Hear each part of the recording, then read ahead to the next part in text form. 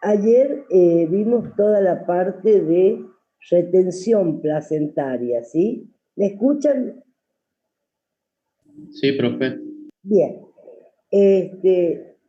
Vimos toda la parte de retención placentaria, pero habíamos dicho que las complicaciones, o sea, el alumbramiento patológico, tenía dos entidades clínicas. Una era la retención placentaria, que ya hemos visto toda esa parte. Y la otra eran las complicaciones del post-alumbramiento. Es decir, se hizo una retención placentaria, la placenta ya no está, ya la sacamos por cualquiera de los métodos que hablamos anteriormente, pero nos encontramos con otro problema, que son las complicaciones del post-alumbramiento. Y dentro de estas complicaciones del posalumbramiento tenemos las hemorragias. Y dentro de ellas, una de las patologías más graves, digamos, que se produce, que yo le he visto y realmente es desesperante cuando está presente, y que se denomina inversión uterina. Inversión uterina. Pero antes de hablar de inversión uterina, y para que tengamos una idea más clara, recuerden cómo es el útero, ¿verdad? Que tenía la forma de una pera invertida y que estaba constituida por tres partes: el cuerpo, el istmo segmento y el cuello del útero, ¿sí? Este cuello es lo único que se ve cuando colocamos un espéculo para hacer un Papa Nicolás. El resto del útero es intraperitoneal, intracavitario, es decir, no se lo ve. Eso sería lo primero a tener en cuenta. Otra cosa, le había dicho que este útero está constituido por una cavidad, que es el endometrio, decidua o caduca, y todo recubierto por un gran músculo que es el miometrio. Todo. Hagamos de cuenta que este útero está cortado por la mitad. Si lo cortamos por la mitad, vamos a ver la cavidad endometrial, endometrio decidua o caduca, que es donde se aloja el embarazo, y todo esto cubierto por un importante músculo que es el miometrio. O sea que cuando nosotros abrimos el abdomen para entrar a cavidad, nos vamos a encontrar con este gran músculo, ¿sí? Que es el miometrio. Toda esta pera sería el miometrio. El miometrio, bien dicho. Entonces eso tenemos que tener presente para comenzar a hablar de inversión uterina. ¿Y qué es la inversión uterina? La inversión uterina es la salida de la cara endometrial hacia la vagina, pudiendo exteriorizarse hasta la vulva. Salida de la cara endometrial hacia la vagina, que es esto que ven acá, pudiendo exteriorizarse hasta la vulva. ¿Y cómo sale esta cara endometrial? ¿Cómo sale? Esta cara endometrial se debe a que este músculo grande se deprime y se invierte. Todo este fondo uterino que ven acá se deprime como si fuera cuando apretamos una pelotita de ping-pong. Se deprime y sale invertido hacia afuera, o sea, sale la parte endometrial hacia afuera. Entonces, la inversión uterina es la salida de la cara endometrial del útero hacia la vagina, pudiendo exteriorizarse hasta la vulva.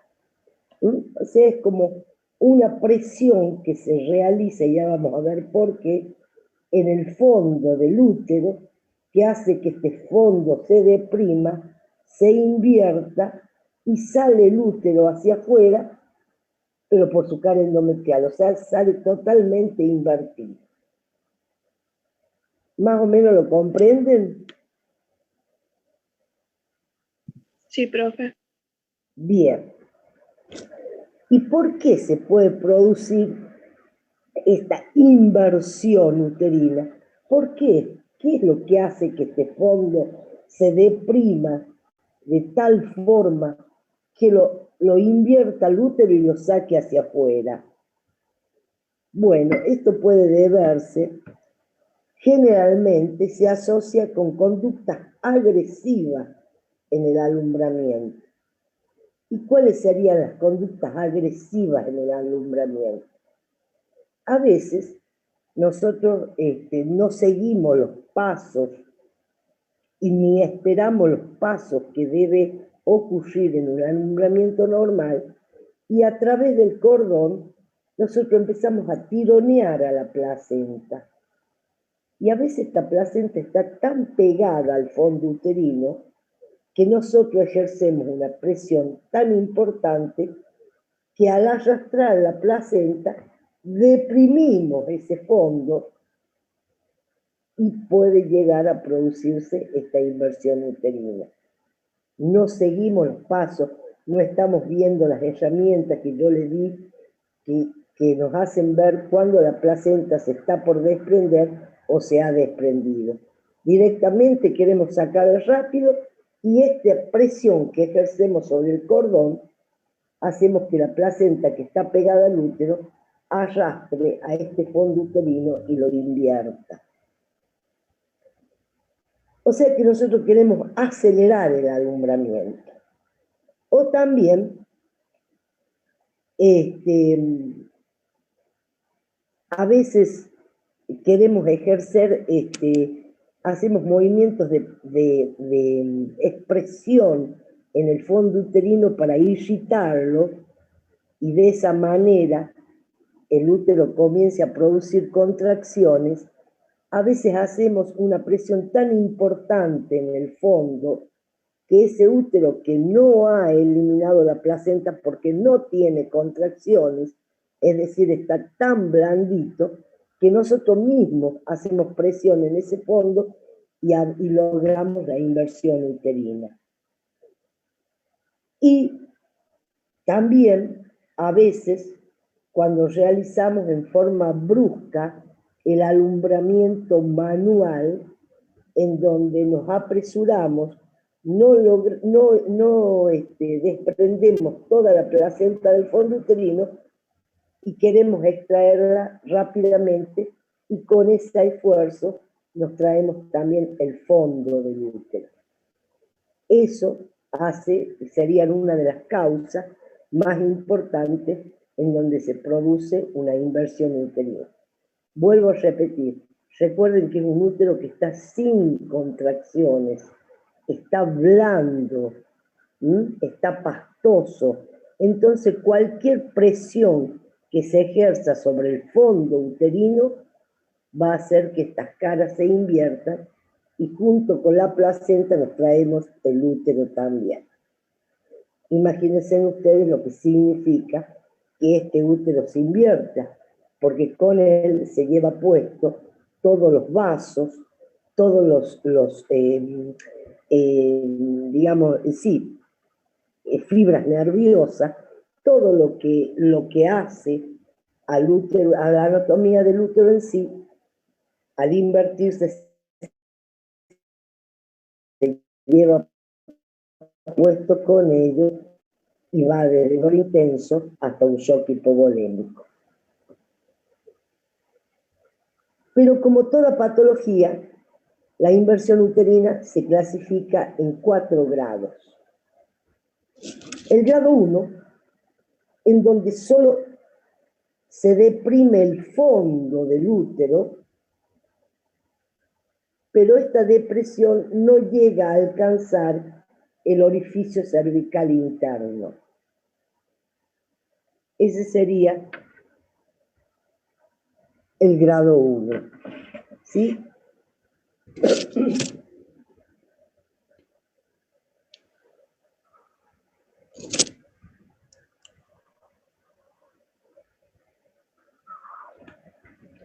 O sea que ese útero comienza a invertirse, pero solamente el fondo. En el grado 2, este fondo sigue su inversión y franquea el orificio cervical interno.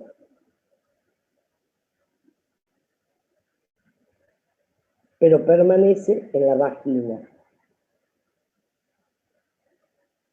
El grado 3 llega, atraviesa toda la vagina, el útero prácticamente invertido, y llega a la vulva. Y el grado 4, que es el más grave de todo, en donde ya se exterioriza, arrastrando también parte de la vagina.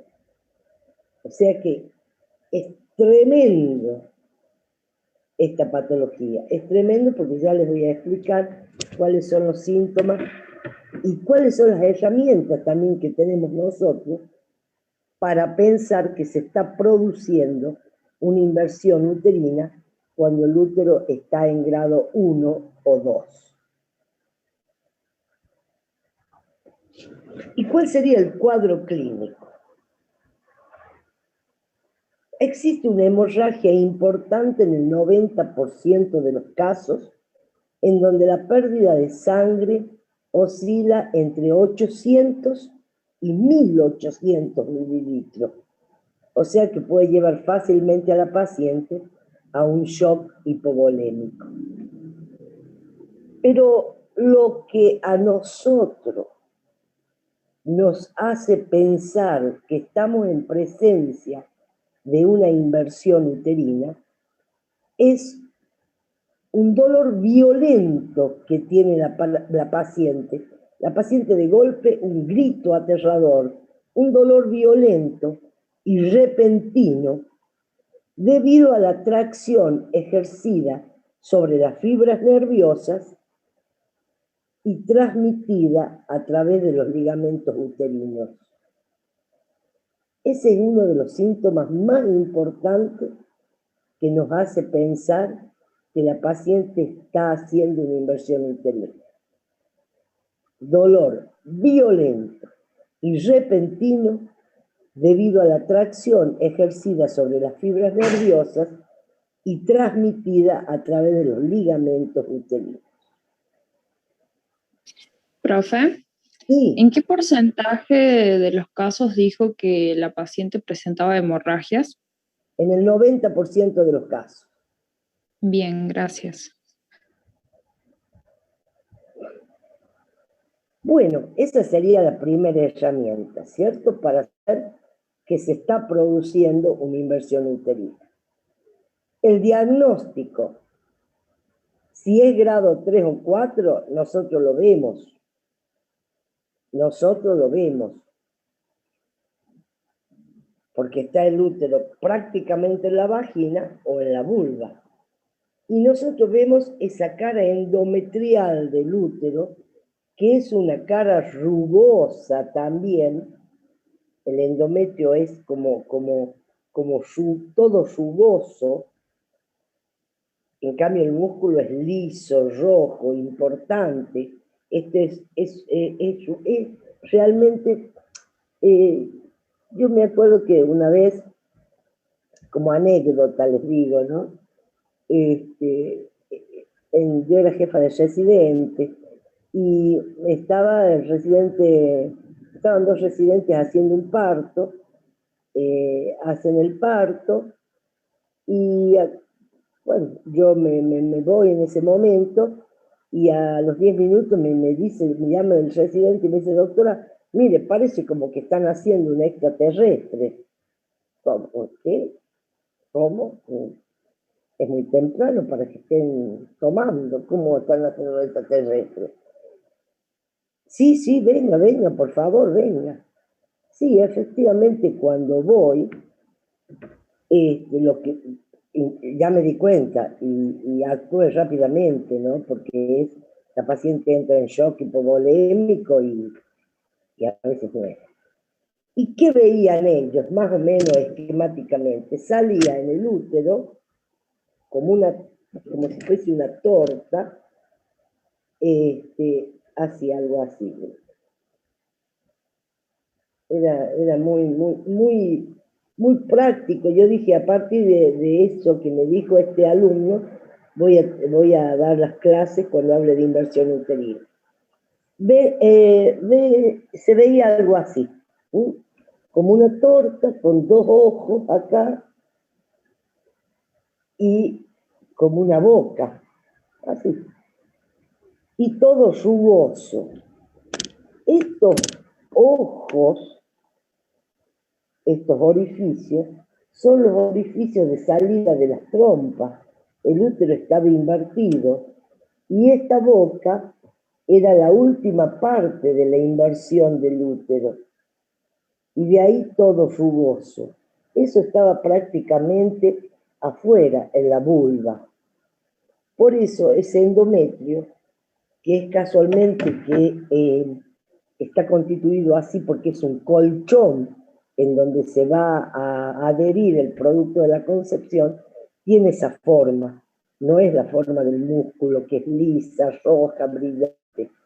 Y al invertirse, aparecen esos dos orificios a los costados, que son la salida de los orificios de salida de la trompa, y el resto, esa boca, es el útero que terminó de invertirse y quedó como un pliegue. Es realmente dramático verlo. Lo he visto pocas veces, pero lo he visto, y he visto las consecuencias que traía. Eso si es una inversión grado 3 o 4, lo tenemos ahí, lo tenemos a la vista. Ahora, ¿qué pasa si la inversión recién se está produciendo? O sea, si es grado 1 o 2. ¿Cómo sabemos? Primero nos orientamos por el dolor que les he descrito anteriormente, que la paciente de golpe tiene un dolor violento y repentino. Ante eso, que es una herramienta importante, lo primero que tenemos que hacer nosotros es tratar de localizar el fondo del útero sobre el abdomen, una maniobra externa, y no lo vamos a encontrar. Si es grado 1 o 2, no vamos a encontrar el fondo uterino porque este ya comenzó su camino de inversión hacia el exterior.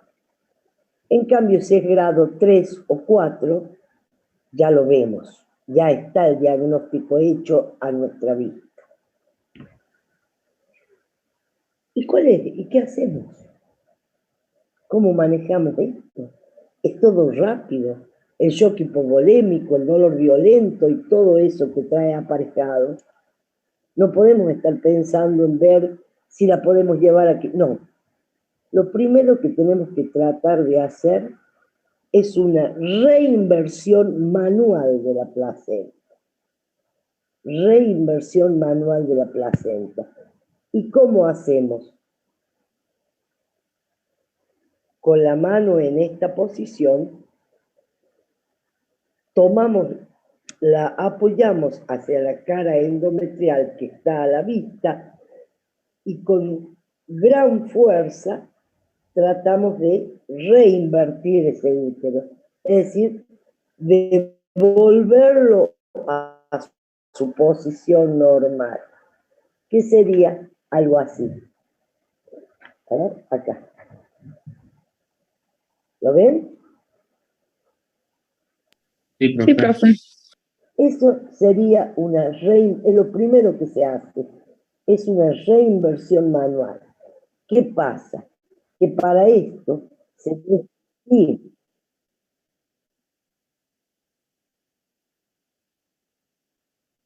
No, ya no está la placenta.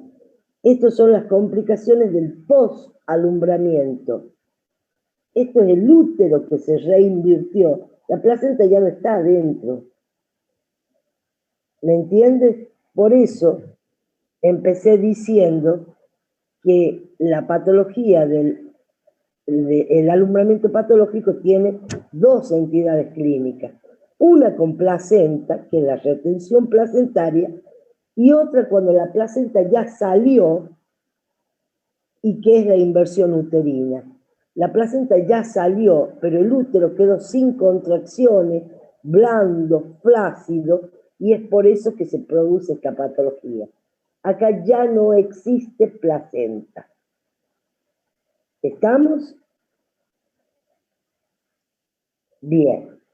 Entonces lo primero que hacemos es la reinversión manual del útero. O bien tratamos de tomar esa cara endometrial que está afuera o en la vagina y con esa misma presión tratar de introducirla. ¿Cómo es esto?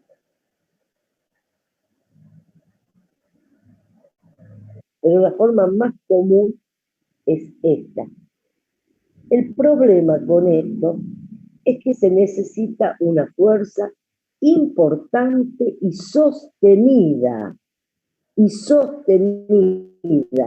hasta lograr llevar al útero a su posición normal. Pero es lo primero que se hace. Si con eso falla, y si tenemos tiempo, por supuesto, nosotros hacemos eso, tenemos la paciente canalizada, porque si no se nos va, con contractores uterinos, es decir, con oxitóxico, más esa maniobra que nosotros hacemos para poder reinvertir ese útero. Si eso no da resultado, y tenemos pacientes, porque encima tenemos una importante hemorragia, llevamos a la paciente a quirófano y lo hacemos ya a cielo abierto, ¿sí? Ya es quirúrgico. Y si con eso no podemos volver el útero a su lugar normal, terminamos en una histerectomía. Pero realmente es una patología que sí se la ve y que es dramática. Sus consecuencias son dramáticas. Por supuesto que una vez terminado el procedimiento, ya sea en forma manual o en forma quirúrgica, los oxitóxicos deben continuar hasta lograr una buena contracción uterina y todo esto regado generalmente por doble o triple antibióticos.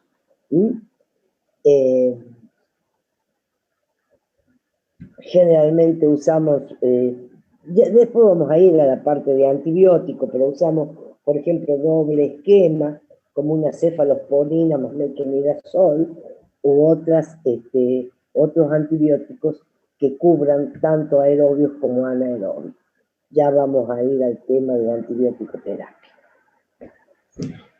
Entonces, con esto finalizaríamos todo lo que se refiere al alumbramiento patológico.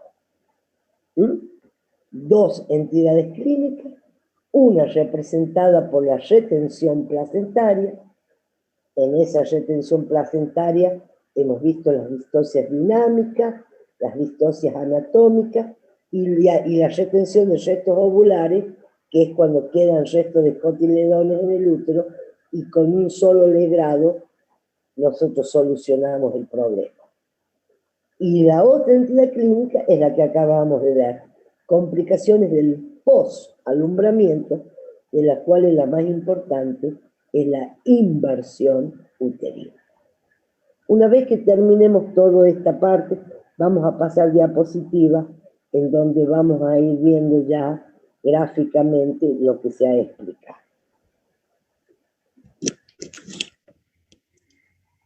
Como les decía, Con esto nosotros completamos alumbramiento. Pero el parto no termina aquí. El parto termina con el denominado puerperio. Y también tenemos un puerperio normal y un puerperio patológico. Vamos a empezar a hablar del puerperio normal. Y por supuesto, empezamos con lo que es su definición. ¿Qué es el puerperio? El puerperio es el periodo comprendido desde el nacimiento y expulsión de la placenta hasta que las transformaciones anatómicas y funcionales que se producen durante el embarazo regresen a su estado pregravídico.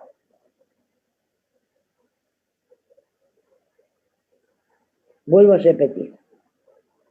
Puerperio es el periodo comprendido desde el nacimiento y expulsión de la placenta hasta que las transformaciones anatómicas y funcionales que se producen durante el embarazo regresen a su estado pregravídico.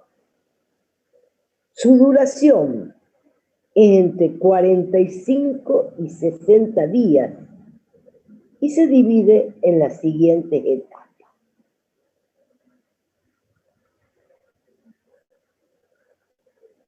Puerperio inmediato, puerperio mediato, puerperio alejado y puerperio tardío.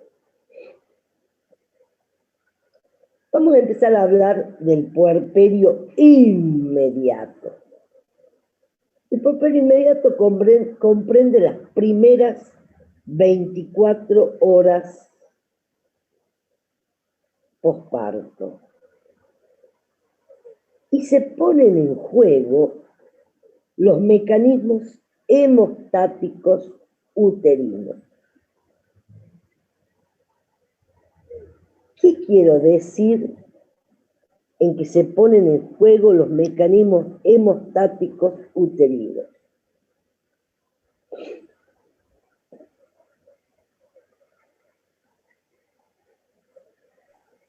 La formación del globo de Pinard, que nos hablaba la clase pasada. Sí, el globo de seguridad de Pinard, que es fundamental, y un estado de contracción uterina que evite el sangrado. Perfecto. Luego tenemos el puerperio mediato. El puerperio mediato, o propiamente dicho, entre el segundo y el 10º día. Y aquí actúan los mecanismos involutivos y comienza la lactancia. Ya vamos a ver cómo va involucionando el útero hasta llegar a su estado normal. El puerperio alejado va hasta los 45 días y el retorno de la menstruación indica el final del periodo. Y por último, tenemos el puerperio tardío, que puede llegar hasta los 6 meses posparto e involucra procesos que pueden ser patológicos, infecciosos y hasta procesos psicológicos. Ya vamos a describir cada uno de ellos.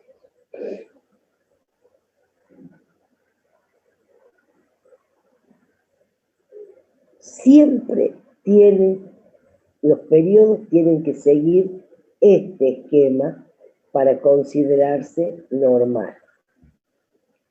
Y una de las cosas fundamentales que marca la buena evolución puerperal es la involución de los órganos genitales.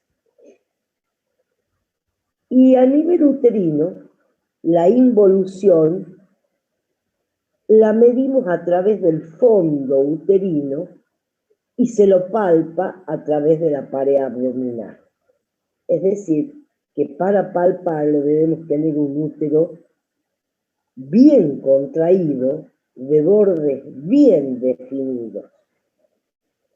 Y así el primer día, este fondo uterino está a nivel del ombligo. El primer día posparto.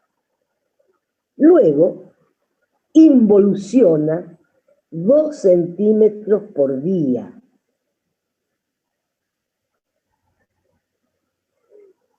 Al llegar al 7º a 10º día, el fondo uterino está apenas palpable sobre la sínfisis del pubis. Y luego ya se hace intracavitario, tomando su tamaño normal a la 6ª semana posparto. Eso es fundamental, chicos. Es fundamental porque eso nos va a dar como resultado que la paciente está cursando un puerperio normal. Involución uterina.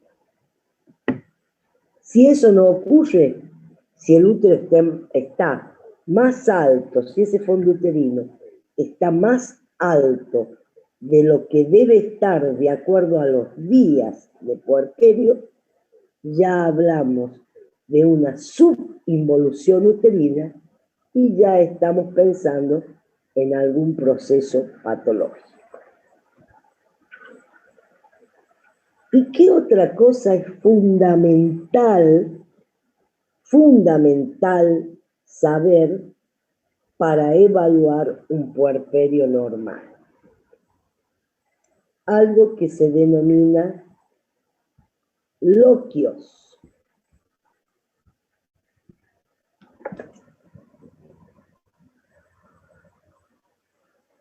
¿Y qué son los loquios? Los loquios son secreciones uterinas formadas por eritrocitos, resto de decidua y bacterias. Secreciones uterinas formadas por eritrocitos, resto de decidua y bacterias. Y se eliminan durante todo el puerperio alrededor de 1.400 a 1.500 mililitros de esta secreción uterina. Estos loquios, según pasan los días, tienen distintas características. Y esta distinta característica que se basa en el color y en el olor de esos loquios, nos van a decir a nosotros, es un puerperio normal. Y así tenemos distintos tipos de loquios. Tenemos los loquios sanguíneos o rojos, que aparecen los 2 primeros días de puerperio. Y están compuestos por sangre y vérmix gaseoso. ¿Qué es el vérmix gaseoso?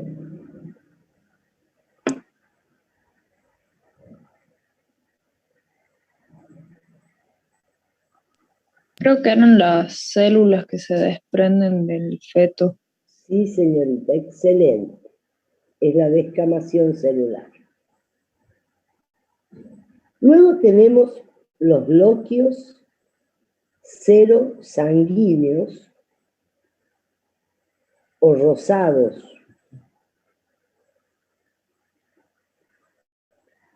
que están presentes hasta los 10 días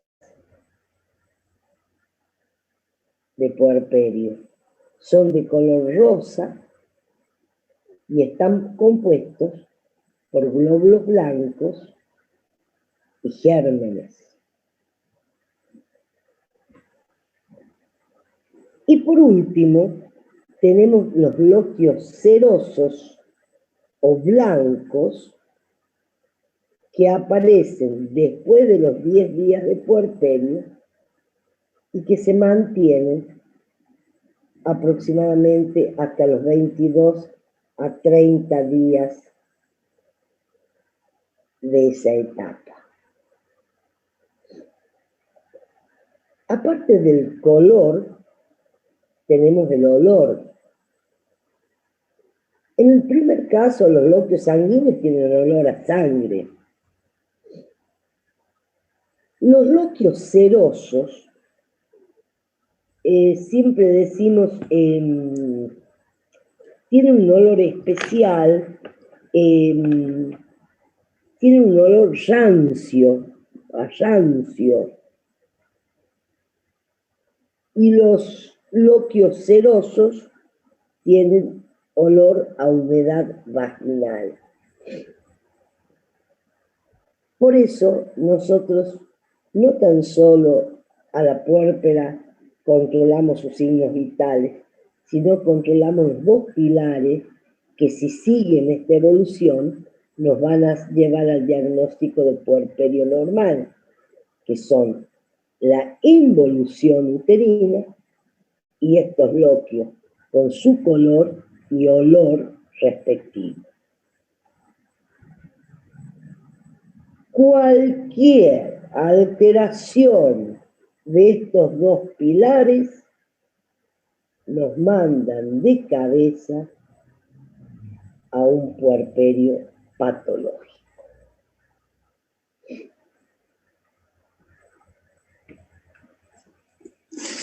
Y este puerperio patológico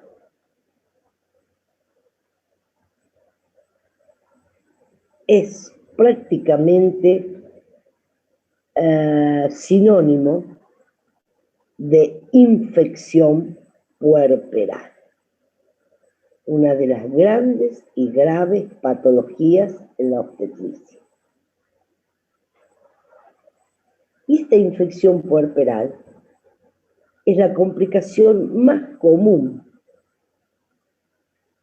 y se debe a la invasión directa de microorganismos patógenos a los órganos genitales durante y después del parto. Así se produce una infección puerperal. Invasión directa de microorganismos patógenos a los órganos genitales durante o después del parto. La OMS la define a esta infección puerperal que se puede producir hasta 42 días posparto. O sea que en un amplio periodo nos podemos encontrar con estas infecciones puerperales. Esto que le acabo de explicar es cómo se produce una infección puerperal. Pero la definición de infección puerperal es la siguiente, y siempre es pregunta de examen. La paciente tiene infección puerperal cuando presenta fiebre de 38 grados centígrados o más, después de las primeras 24 horas posparto,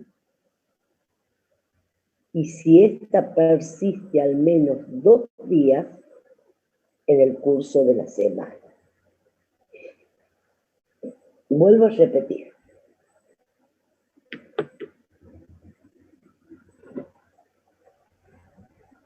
La paciente presenta tiene infección puerperal cuando presenta fiebre de 38 grados centígrados o más, después de las primeras 24 horas posparto, y si esta persiste al menos 2 días en el curso de la semana.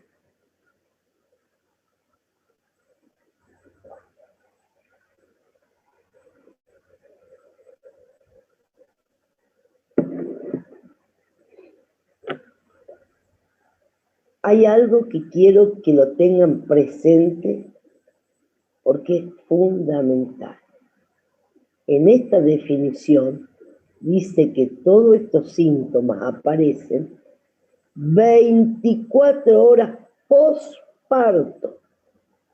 O sea que si hay fiebre antes de las 24 horas, es una infección concomitante, no es puerperal.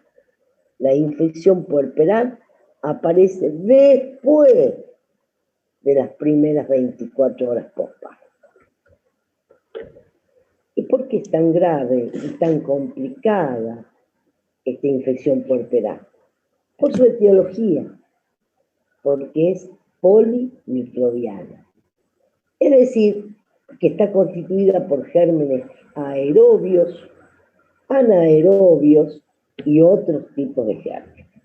Dentro de los gérmenes aerobios tenemos el estreptococo, alfa y beta hemolíticos, el Proteus, la Escherichia coli, la Klebsiella y los enterococos. Dentro de los anaerobios tenemos los bacteroides, los peptostreptococos y el Clostridium perfringens. Y existen otros gérmenes, también productores de infección puerperal, como son el Mycoplasma hominis y la Clamidia trachomatis. O sea que es polimicrobiana, por eso es tan complicada. Pero no todas las pacientes hacen una infección puerperal. Para eso existen factores predisponentes. Y estos factores predisponentes están dados, son múltiples en realidad. Una de las causas más comunes son la mala asepsia, los tactos a repetición, los trabajos de parto prolongado, y también pacientes con diabetes, con anemias severas, con roturas prematuras de membrana, que es el próximo tema, es decir, múltiples factores que llevan a la paciente a sufrir una infección puerperal. Por supuesto, tenemos una clasificación. Y este es uno de los temas más importantes por la frecuencia en la que se da. Y estas infecciones puerperales se clasifican en infecciones localizadas y en infecciones propagadas. Ojo, no confundir con generalizadas. La clasificación es infecciones localizadas e infecciones propagadas. Vamos a hablar de las infecciones localizadas. Dentro de las infecciones localizadas, nosotros tenemos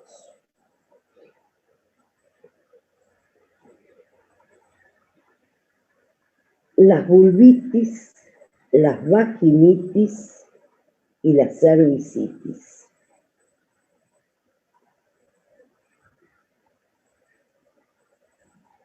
Dos, infección de la herida quirúrgica. Y cuando hablamos de infección de la herida quirúrgica, hablamos de infección infección de la episiotomía o infección de la herida de cesárea.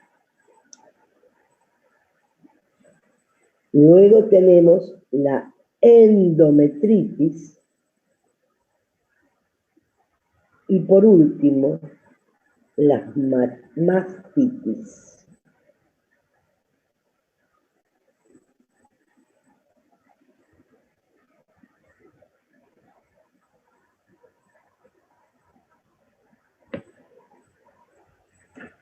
¿Cuál es la característica que tienen estas infecciones puerperales localizadas?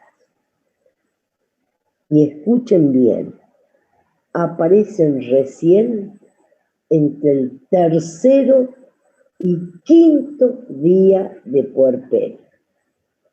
Antes no. Aparecen entre el tercero y quinto día de puerperio.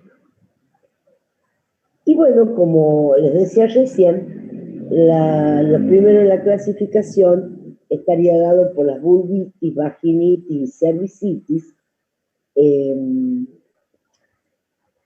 que eso ya le va a hablar la doctora Alonso, porque también en este grupo están los desgarros del cuello del útero, pero simplemente quería decirles que son infecciones que se resuelven bastante bien.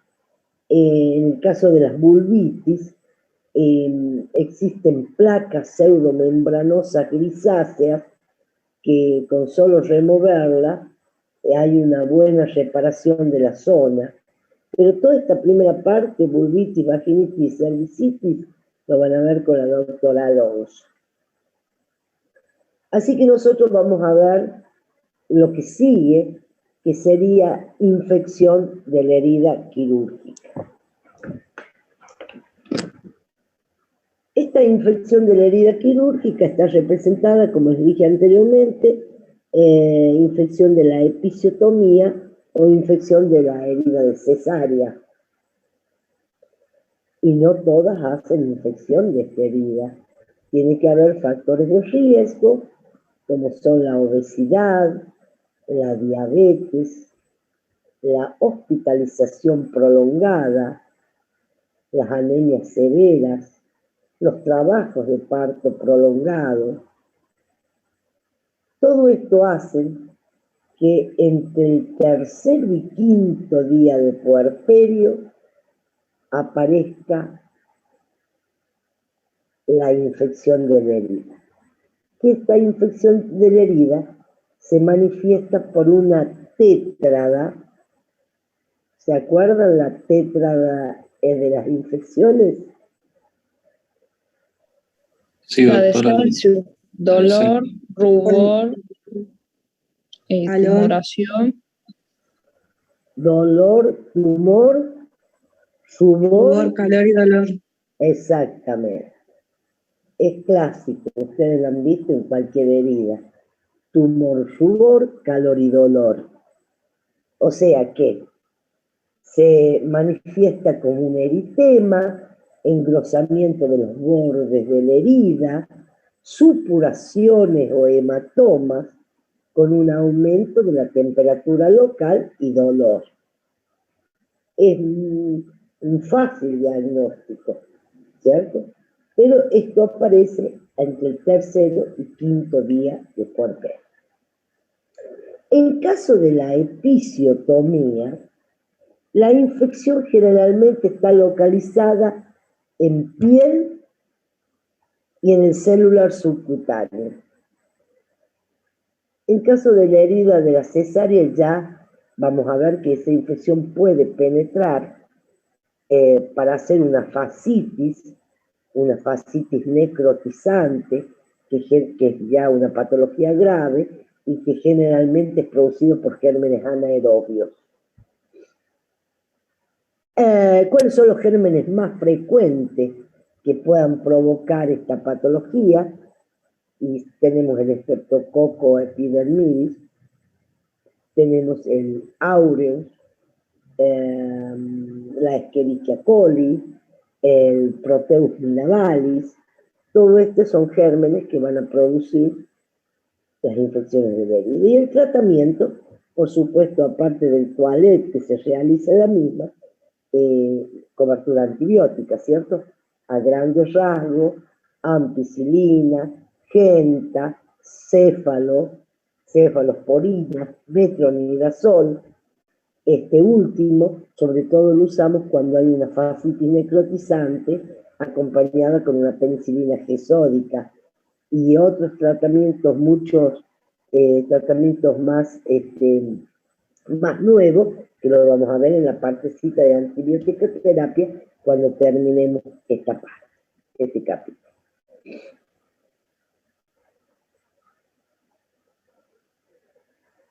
Luego tenemos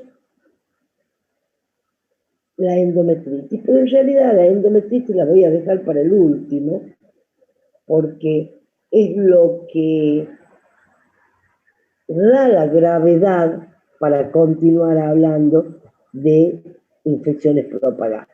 Así que antes de esta endometritis, vamos a hablar de la mastitis. ¿Y qué es la mastitis? Es la inflamación aguda resultante de un proceso de celulitis subcutánea o del tejido conectivo interlobular dentro de la glándula mamaria. Vuelvo a repetir.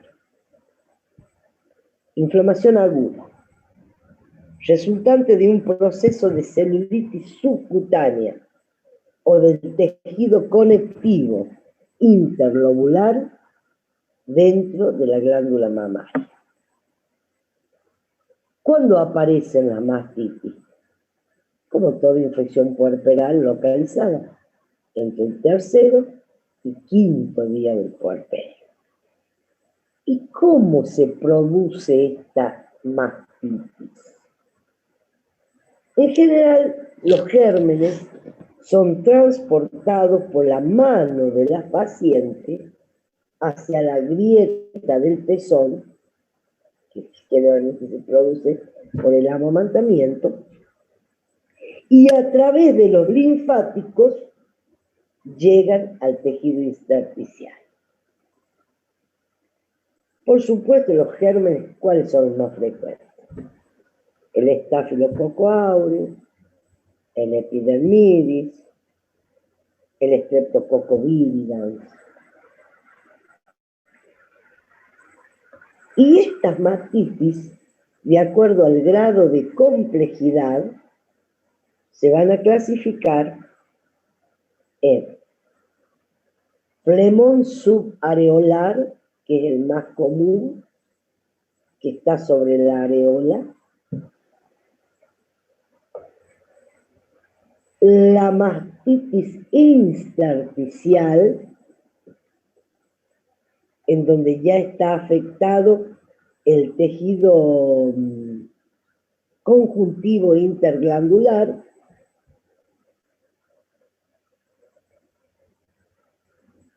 La galactoforitis, en donde están afectados los conductos galactóforos.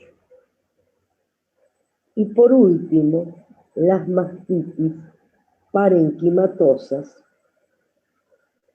en donde están afectados los acinos glandulares. El tratamiento con antibiótico-terapia y, por supuesto, de acuerdo al grado de complejidad, la evacuación de estos abscesos, y estos antibióticos que se usan son acompañados siempre con antiinflamatorios y andan muy bien la cefalosporina o la doxiciclina. Pero esto no es un antiinflamatorio. Disculpe, en este caso se suspende la lactancia. Sí, bueno, en realidad, acordate que es una de las mamas la que está afectada. No, de acuerdo al grado de complejidad, vos ya tenés una infección que ya se mete a una parenquimatosa, sí, por supuesto. De lo contrario, no. Se resuelve el caso porque son subarolares o recién penetrando en el tejido glandular. Bien, gracias.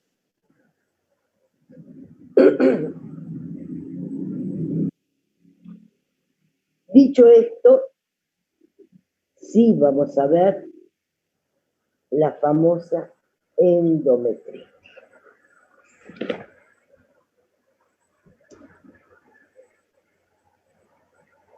Es fundamental conocer esta patología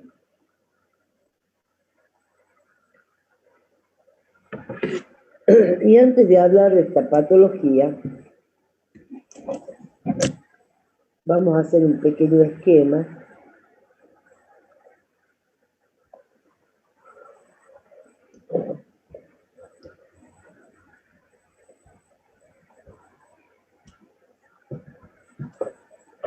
vamos a hacer esquemáticamente este útero y este útero yo les hablé en un momento que no estaba derechito, sino que estaba inclinado el cuerpo sobre la vejiga como protegiéndola y que se trataba de un útero en anteverso flexión, que es el útero normal.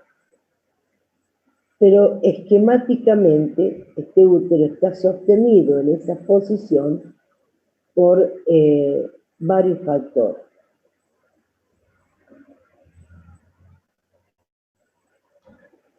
A lo largo del útero, a los lados del útero y en forma de alas de mariposa, todo esto por adentro. Recuerden que el cuello ya se lo puede ver a través de la vagina. O sea que esto no vamos a tocar. Pero en la parte intraperitoneal y a los lados del útero se extiende en forma de ala de mariposa un tejido que es un tejido celular pelvis subperitoneal y que se denomina parametrio.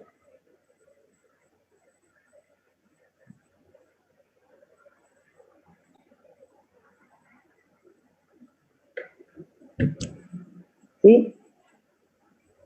Imagínense que por esta zona corren vasos, nervios. Es un tejido bastante amplio que constituye uno de los medios de sostén, porque el útero tiene medio de sostén y medio de fijación, y también en esta misma dirección se extiende un ligamento importante que se denomina ligamento ancho.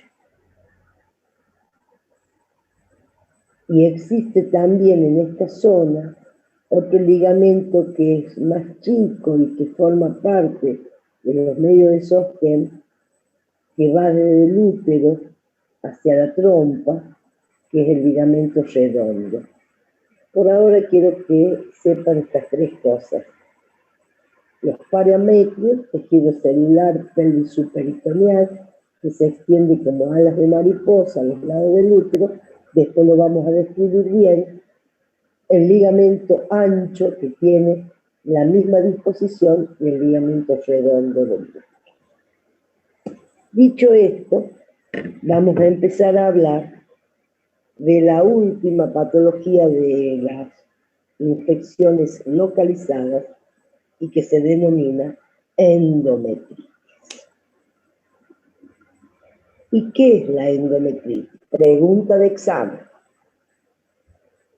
La endometritis es la infección de la capa mucosa, endometrio, decidua o caduca,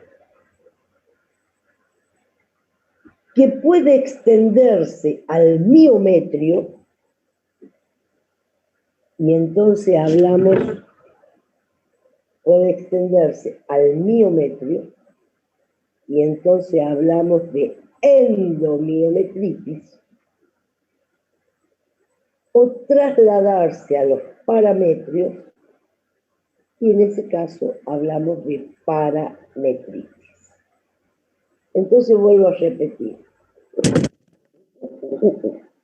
La endometritis es la infección de la capa mucosa endometrio decidua o caduca, que puede extenderse al miometrio y que se denomina endomiometritis, o pasar a los parametrios, en donde pasa a llamarse parametritis. ¿Cuáles son los factores de riesgo que nos van a llevar a una endometritis? Pueden ser de la paciente, pueden ser del parto o pueden ser del medio en donde se realiza el parto. Si es de la paciente, generalmente se deben a infecciones del tracto genital inferior.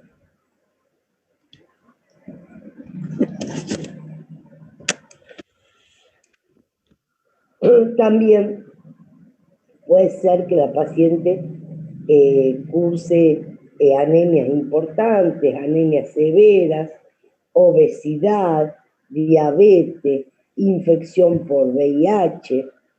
Todos esos son factores que pueden llevar a la producción de una endometritis. Si es del parto, generalmente contaminaciones bacterianas por vía ascendente, en caso de trabajos de partos prolongados o tactos a repetición. Y si es del medio, es porque hay una mala asepsia en la zona. ¿Cómo sabemos que está la paciente cursando una endometritis? A través de la clínica. Y en esta clínica siempre nosotros vamos a ver síntomas generales y síntomas locales. Dentro de los síntomas generales, estos se inician, y recuerden siempre, entre el tercero y quinto día posparto. Y aparece fiebre alta, entre 38 grados centígrados o más, por supuesto taquicardia, escalofrío y mal estado general. Pero lo más importante que nos va a dar el diagnóstico son los síntomas locales. Y esto es fundamental, chicos, esto es diagnóstico de endometritis, porque a partir de acá puede suceder, puede tener una evolución tan mala que nos lleve a una infección propagada. Los síntomas locales. Lo primero, tenemos un útero subinvolucionado. ¿Qué quería decir subinvolucionado?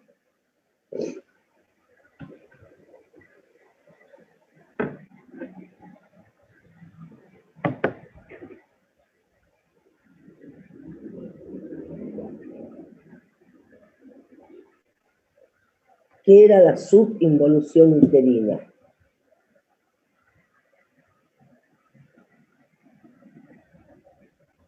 Lo estuvimos viendo hace un ratito.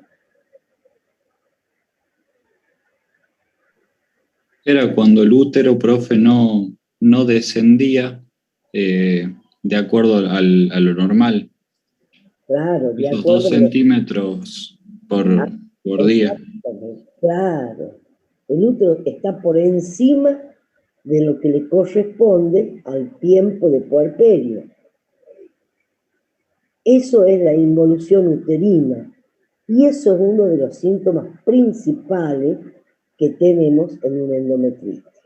Subinvolución uterina. Entonces, un útero aumentado de tamaño, doloroso, reblandecido, de bordes mal definidos. pero el diagnóstico definitivo de endometritis lo hacen los loquios. Porque estos loquios, en vez de tener la evolución de acuerdo a los días, rojos, rosados o blancos, se transforman en fétidos, purulentos, achocolatados. Eso hace el diagnóstico definitivo de una endometritis. Entonces, una paciente que al tercer día de porperio comienza con fiebre alta, escalofrío, taquicardia, mal estado general,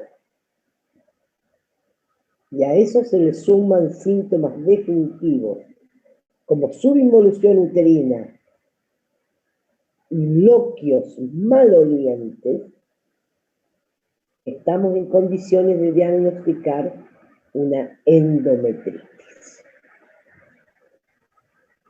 Pero eso no termina ahí, porque la endometritis, de acuerdo al germen que interviene en su producción, se clasifica en endometritis séptica,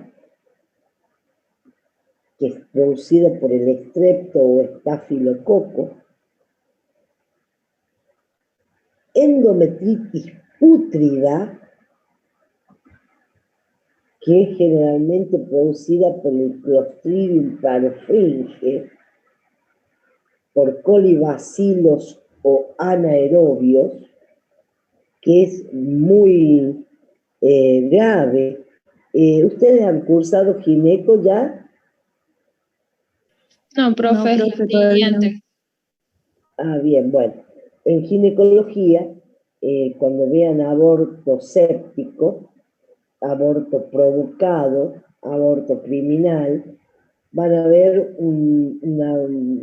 una clase de aborto que lleva a la paciente a la muerte porque se produce el famoso síndrome de Mondor, que es el estadio final de un aborto infectado y que tiene una tríada que es característica, que es la hemoglobinemia, hemoglobinuria e ictericia. Esa es la etapa final de un aborto séptico producido por el Clostridium perfringe y que, como le dije anteriormente, lleva el nombre de síndrome de Mondor. Acá se produce algo muy parecido, y que tiene prácticamente la gravedad de este síndrome. Es producido, como les dije, por el Clostridium perfringe. Se intervienen gérmenes anaerobios y colibacilos también actúan en este proceso. Luego tenemos la endometritis parenquimatosa, en donde ya la infección se está metiendo en la capa muscular y está cambiando de nombre a endomiometritis, con una etiología polimicrobiana, que ya vamos a ver después. Y por último, tenemos la endometritis disecante o gangrenosa, en donde ya se ha extendido a los parametrios y ya prácticamente va dejando la etapa de localizada para pasar a ser propagada. Entonces, de acuerdo al germen que la produce, la endometritis se clasifica en séptica, putrida, parenquimatosa y disecante o gangrenosa. Profe, esta última, ¿cuáles son los microorganismos que afectan? Polimicrobianos, por eso le digo, está dejando de ser una localizada porque ya se está metiendo en los parametrios y pasa a ser propagada, y cuando lleguemos a propagada vamos a ver los gérmenes específicos que la producen, pero son polimicrobianos.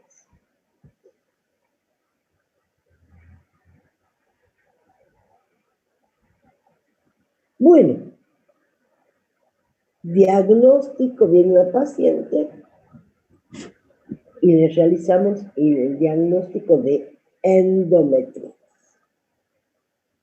Ante una endometritis, lo primero que tenemos que hacer es internar a la paciente. E inmediatamente, y eso salva vida, el pancultivo a la paciente. Hay que pancultivar.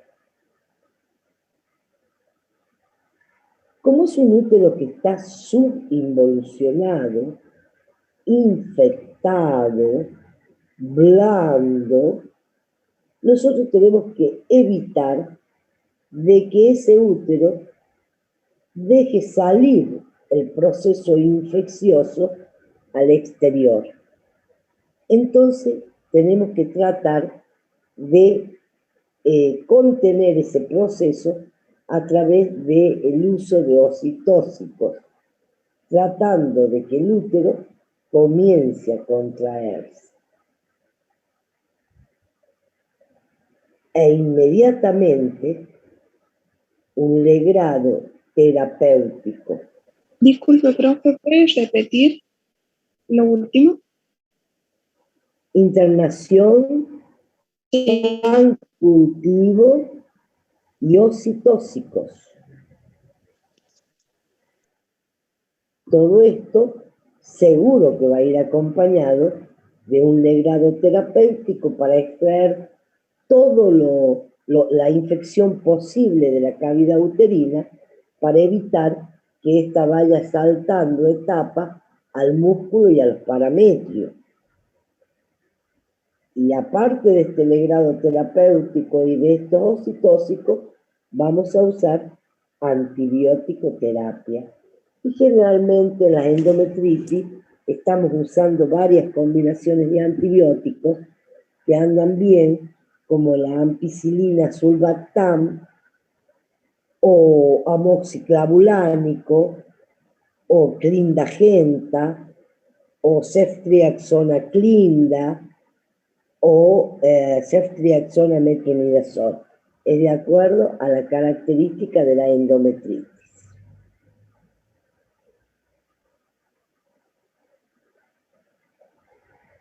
Y siempre, siempre tenemos que ver que se resuelva esa endometritis. Porque de lo contrario, aparece al octavo día otra patología más grave aún, que recibe el nombre de infecciones propagadas. Y casualmente, esas infecciones propagadas se caracterizan porque aparecen al octavo día de puerperio. Octavo día de puerperio.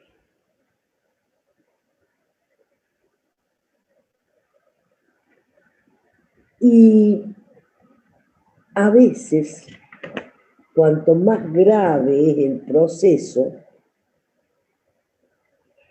pueden aparecer hasta 15 o 20 días posparto. Por eso es fundamental que estemos seguros del éxito en el tratamiento de una endometritis, porque es ella la que puede llevar posteriormente a la muerte de la paciente.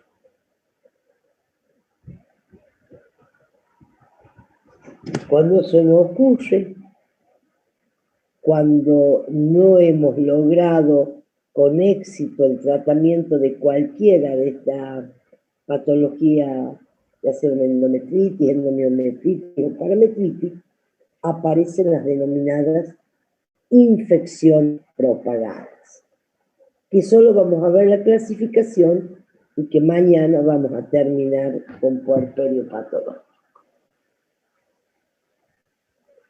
Y las infecciones propagadas tienen una amplia clasificación, aparecen a partir del 8º día posparto y se clasifican en por continuidad de las mucosas,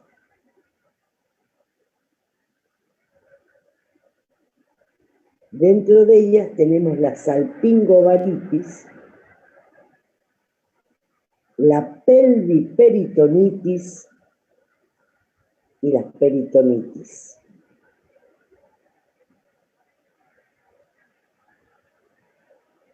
Por vía linfática tenemos las metritis, las parametritis y las peritonitis. Y por vía hemática tenemos la tromboflebitis, que puede ser séptica o embólica, y la tan temida septicemia puerperal.